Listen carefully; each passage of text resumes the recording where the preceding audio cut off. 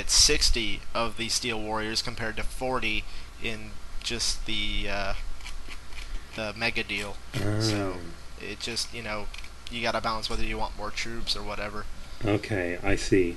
So, okay, now that looking over it again, for 4 cents more per model in American, you get 20 more of the Steel Warriors, 10 more of the heavy weapons guys, and 2 more of the hailstorm cannons in the ultimate deal. So I'd say that's a better deal. It's the elite army. Yeah, yeah. Okay. It's not the elite army. It's more like you're getting a third more of the figures. Uh huh. I would say in the ultimate deal for 4 cents each per model. Right. Okay. Right. Yeah. And all right. Go on. And I think the final thing that we wanted to go over was the Fate of the Forge Star Sci-Fi Battle Set, which has a total of 55 infantry and 2 vehicles, which isn't that bad. It's a mix of the two, Mm-hmm. and so you get the free rules. There's no heroes in this, but you get 10 of the Steel Warriors, which is the basic troop type for the Forge Fathers, 5 of the heavy weapons guys, 1 of the Forge Father vehicles, and then you get 30 plastic Marauder grunts, 10 of the heavy weapons for the Marauders, and 1 of the Marauder Attackster. Right. So you get 1 of their vehicles. I think they're Then called Raptors now. Haven't they been named? yes, Yeah. yeah, I think they renamed them Raptors, but they haven't just gotten to updating the website yet. Okay. Which, by the way, some of the naming contests have not been completed yet. They're still cycling through the names that people have put up. Okay. So look for news on that later from the Mantic blog. But Okay. yeah, but in addition to all those minis, you get a bunch of Mantic points. So that'll start you out with, if you have never bought a Mantic um, uh, product before, you get Mantic points, which is Mantic's reward system, and you put 10 of them on a card. You can get, what was it, a box set or something? One of the small box sets, something I like that. I thought it was individual models, usually metals and. Oh yeah. It's okay. 10 points is like champions and stuff like that for your figures, which are unique. The models are unique to the Mantic point system, and then 25, which is 2.5 times one of your turn-in cards. You get either one of the big heroes for your faction or a troop of Kings of War figures. They haven't updated the point system with Warpath stuff. I assume that's coming up in the next couple months. Maybe something for next episode then. Yeah, next episode. But and then you also get dice in this, which I actually like the Mantic dice. They're like green, so it goes with the whole Mantic color scheme for their website. I haven't But actually seen them, but yeah, but the cost per model is about $1 per model in USD, which is great. I tried to whistle there because I was impressed, but apparently I can't whistle. So Yeah. yeah, But but that is but impressive. That is really yeah, impressive.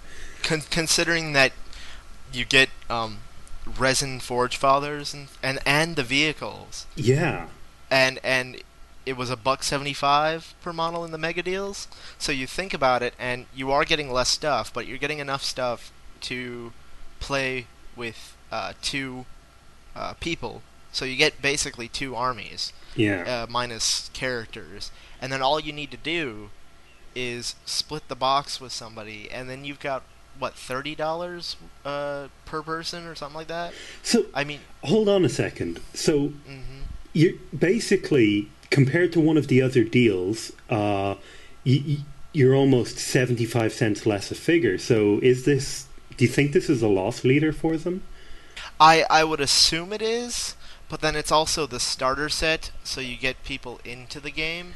Yeah, I think it's a loss leader because that's Yeah. too good. It's almost too good to Yeah. be true. You know? But then you look at how much it costs to produce a sprue of figures, and taking out the production costs, like the tooling costs, I guess you'd call them, which they'll make up from the other sets, I Yeah. guess. You look at it and it's what, like 10 cents of plastic per sprue goes into it or something like that. Yeah, That's but still, $1 a figure. I mean, I looked up this when we found out how cheap it was earlier, and I found it online in one of the UK sites. I can't remember which one, for 40 sterling, which is an extra 10 sterling off. And I'm just like, wow. yeah, right. So Yeah. that's just it's unbelievably priced. It's And considering that a lot of people in say Australia or something can't purchase from the UK anymore, as far as GW goes, getting into a sci-fi game in Australia, if you're going for Warpath, it's going to be extremely cheaper than trying to go into yeah. 40K. You know what I would do if I was in Australia? I would go online. I would get what's the deal that's like $175 where you get either the Forge Father character or Oh, that is the Warpath deal. It's not a mega deal or anything. It's just called a Warpath deal, and they have two of those. There's a Forge Father one, and then there's a Marauder one. They are pretty much the same. The only difference being that you get either the Marauder character or the Forge Father character for free. so that's Everything else is the same in the box set. so it's completely separate from the mega deals, which are like one of them is entirely Marauders and one of them is entirely Forge Fathers. Right, and Okay. it's even separate from the Ultimate Warpath starter deal. So Okay. so these are totally different. Uh, they contain 111 infantry and 4 vehicles, Right. and that comes out to $1.16 per figure in That's really American. good. So Yeah, what I would yeah, do if I was in Australia, as I was saying, is I would get that, and I would probably pick the Forge Father because I kind of prefer him, but I love both of the models. But yeah. and then I would get two of the starter sets. The ones The for Forge Father sci-fi, the Fate Forge Star sci-fi battle the set. Fate of the Forge Star. That's the one. I would get two of Yep. those, and that would be me and my mate, and we'd be sorted. That would be two full armies. You know? Right, and you could split the cost with him, Yeah, and which would be the perfect. reason I would get such a big bulk deal if I was in Australia is because with a lot of the UK sites, I have heard, I can't 100% confirm this, they either give free or very cheap shipping if you go over like 100 sterling. So, Yeah, Maelstrom game or yeah, Maelstrom Games gives free shipping everywhere, and I think Wayland, which is the other big UK site, mhm. gives it over 100 sterling. I Okay, think that's what it is. So, yeah. but that is what has come out in the last couple weeks, guys. If you have anything that we missed that you would like showcased in the next news portion of the show, please don't hesitate to contact us on the forums. I'm Lord Marcus on Warseer, and Bert is Bert and Ernie on Warseer. Yeah, So you not to can be confused with Bert und Ernie, which is apparently someone completely different. right, right. So just personal message either one of us, and we will get it in the show for you. Okay. And I think that wraps it up for news. Yeah, good job.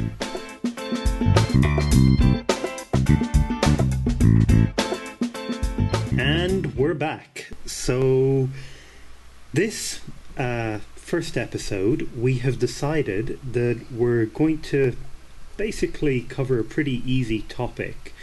We're hoping to do some more difficult or in depth ones later on. But As a main topic. yeah, as a main topic, I mean, we've had a couple of things, but each week or month or whatever, we're hoping to cover something. And starting off with the basics, really, it seemed like the best way to go was to literally look into building Mantic miniatures, because if if you have used any other company before, or if you haven't, this is probably something that you've thought about or you've wondered about, and especially if you haven't bought any Mantic figures yet. Right.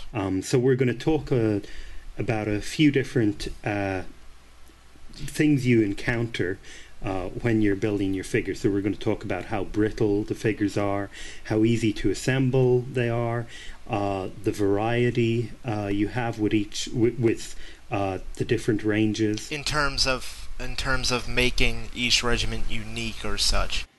Yeah, that's pretty much it, and making the different models as well unique. And then at the end we'll cover flash and mold lines, the bane of my hobby existence. And yeah, I seem to have pretty bad luck with that, but we'll get into it later. Now, for this section, Max really has a lot more experience than me, so do you want to start off telling us about how brittle or hard you've found the elf range to be, and we'll just go through the Kings of War range up until the latest one, which right. is the orcs. Right. Oh god, that was right. You missed that. Right. Yeah. Okay. Fail. Well, as far as the elves go, I have all of the plastic sets, and I have part of the character set, so that's metal. So as far as the plastic sets go, for in terms of brittleness or hardness, or how quick they go to achieving plastic failure, if you want to call it that, which is when the plastic actually turns white after you bend it. That is what plastic failure is. Yeah. The elves, since they're thin, are a little bit more brittle than the other figures in the Kings of War range. They are probably in the middle between the undead, who can be quite brittle depending on what part of the model you're going for, and the dwarves, who are chunky and big, and they're not really that brittle.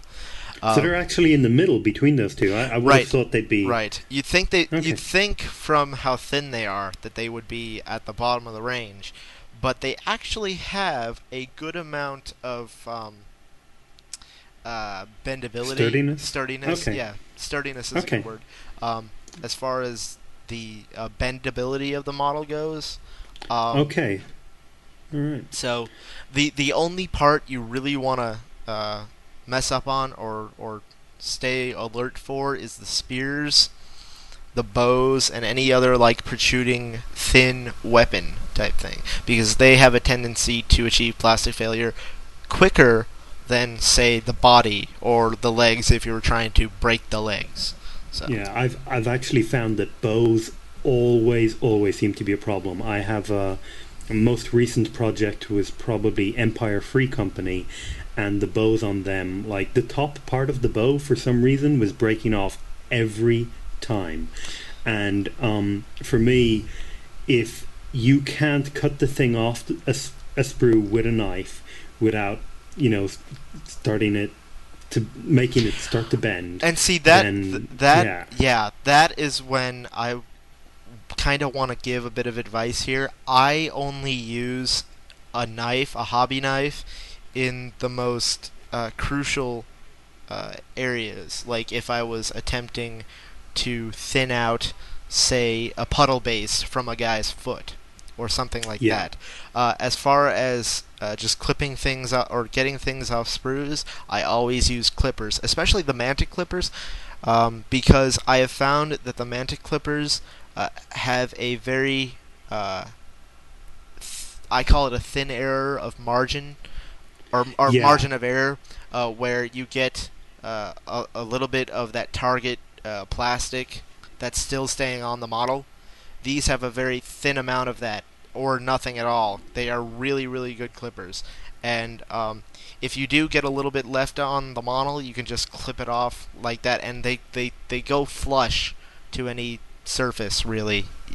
You just have to like jury rig them. But I always use clippers. So sorry. it's okay. No, you're fine. I don't have the Mantic ones, but I do use them. I just sometimes I'm impatient and I forget to use them, and realize the error of my ways, basically. So Right. really, it's one of those kind of do as I say, not as I do. But you really should be using clippers for getting your stuff off the sprue. Right. Right. So what about ease of assembly generally for the elves?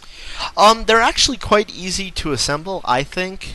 Um, the only real problem that I've ever had with them is that on the models, like the command models, where you have more posability options, they usually come with the heads off, except for the champion, who's like a one piece or two piece with the arm. Um, the other command models, the head is the hardest thing to put on those. The head, and when you're doing the standard bearer of a unit, the standard getting the uh, uh, standard bit, like the totem top type thing on the top, getting the standard pole to fit into that, because it's like a little clip maneuver, is extremely difficult to get in right. And then, like I was saying, the head, getting it to stay on when you're using something like uh, testers plastic glue. Usually it sticks, but sometimes it doesn't. And then Loctite. I have a question about that. Is the problem the how thin the models are, or is it the No, is it what it the is yeah is the command models. They have like a little high collar thing. You know how the elves have that high collar at the bottom? Yeah, yeah yeah, yeah yeah. What that does is it has a sloping thing on the inside, kind of like a half, like they were not trying to do a ball joint, but it happened anyways. And hmm because the heads of the elves do not have that rounded edge at the back, they slip off and around on the little place where you put the head. They slip around that a lot, depending on the type of glue you use. okay. So, when I was doing mine, I used a liquid super glue.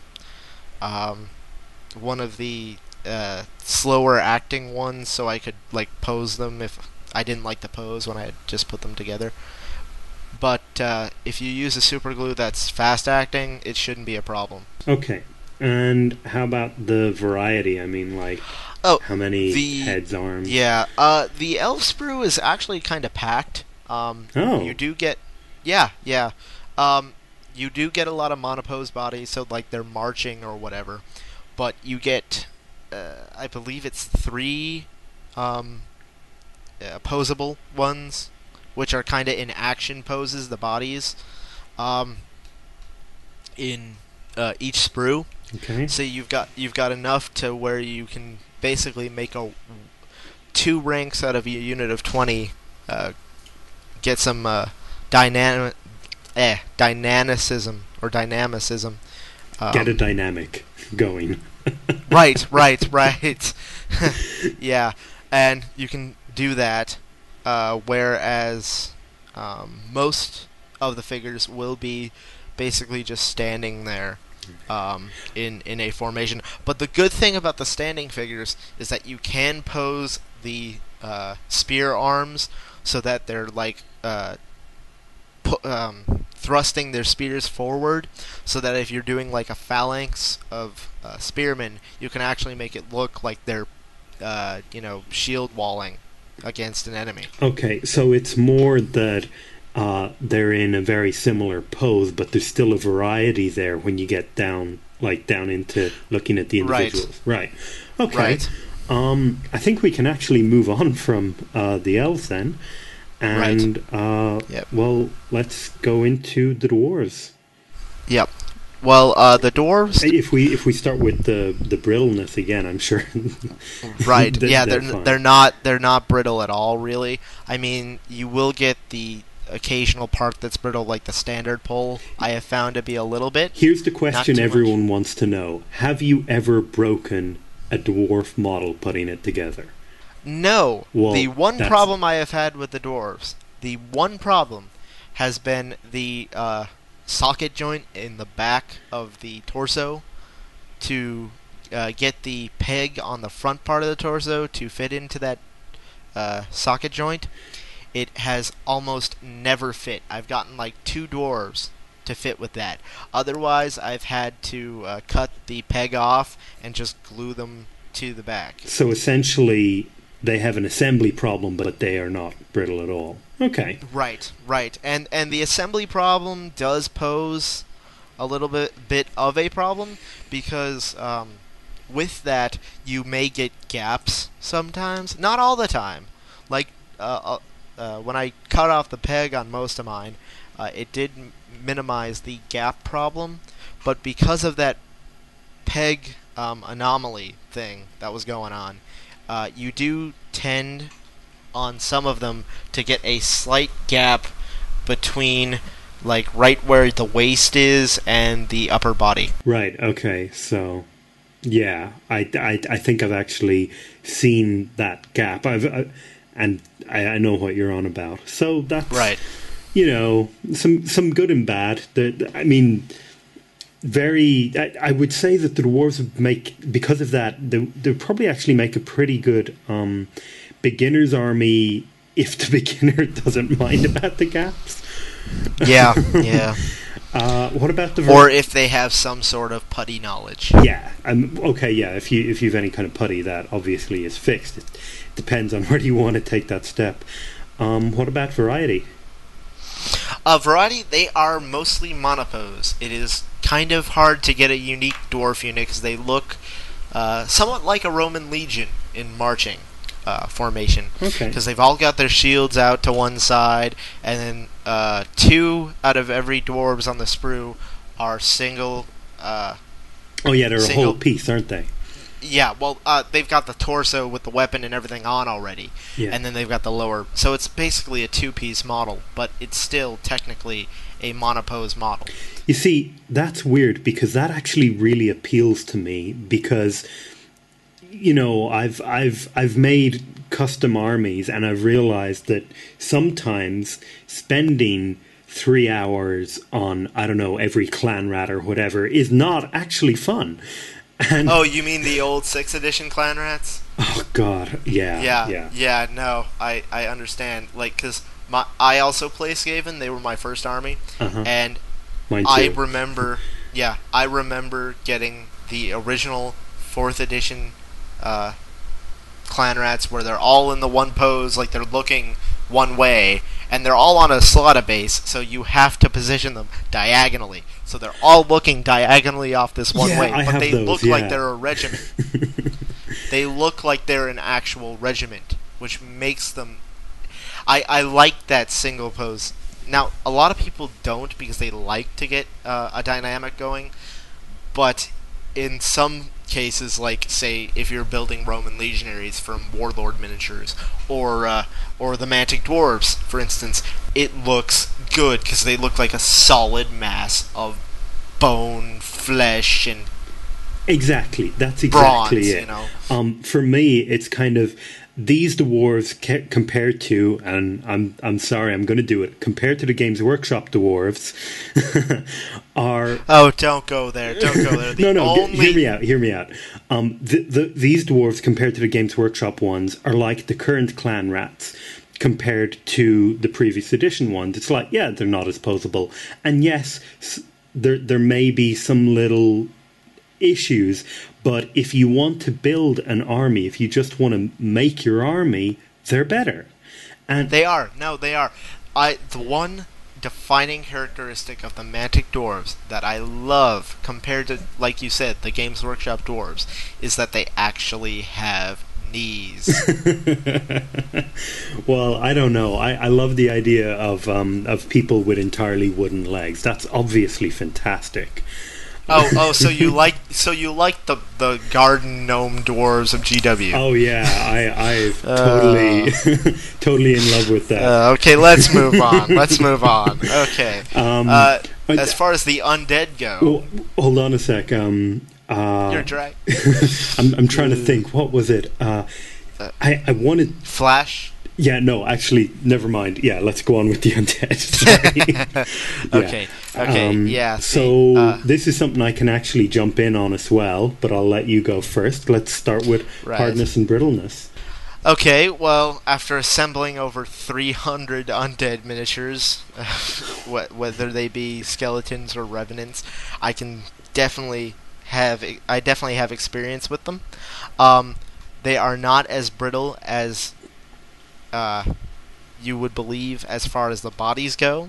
Yeah, Um, true. Very true. yeah, the weapons and the arms are the things that may achieve plastic failure quicker than something like the body, because the body is technically two bits. It's the front torso and the back torso with the legs. Now, the back torso, if you haven't put them together yet, the back torso with the legs, the back torso may break off depending on the whether you got a bad cast or not. It depends.